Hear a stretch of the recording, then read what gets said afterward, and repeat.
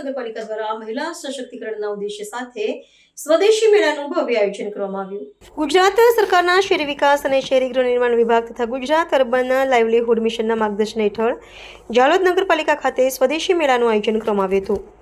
સ્થાનિક કક્ષાએ તૈયાર થતા સ્વદેશી ઉત્પાદનોને યોગ્ય બજાર પૂરું પાડવા અને મહિલા સશક્તિકરણને વેગ આપવાના ઉમદા હેતુસર આ મેળાનું આયોજન હાથ ધરવામાં આવ્યું હતું.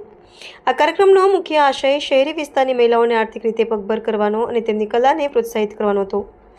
આ મેળાના ઉદ્ઘાટન પ્રસંગે ઝાલોદ નગરપાલિકાના પ્રમુખ શ્રીમતી રેખાબેન ટપુભાઈ વસૈયા અને ઉપપ્રમુખ શ્રીમતી ભાવનાબેન મુકેશભાઈ ડામોર સહિતના મહાનુભાવો વિશેષ ઉપસ્થિત રહ્યા હતા.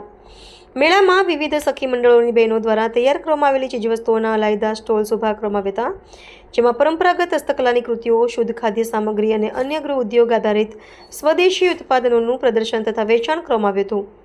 કારોબારી સમિતિના સભ્યો, નગરપાલિકાના સદસ્યો અને કર્મચારીગણે પણ આ વેળાએ ઉપસ્થિત રહીને મહિલા ઉદ્યોગ સાહસિકોનો ઉત્સાહ વધાર્યો હતો. શહેરના નાગરિકોએ મોટી સંખ્યામાં મેળાની મુલાકાત લીધી હતી અને સ્વદેશી ચીજવસ્તુઓની ખરીદી કરી અભૂતપૂર્વ પ્રતિસાદ આપ્યો હતો. નગરજનોએ સ્થાનિક મહિલાઓની કોઠાસૂઝ, કલા અને પરિશ્રમને બિરદાવી હતી, જેના કારણે બહેનોમાં પણ અનેરો આનંદ જોવા મળ્યો હતો.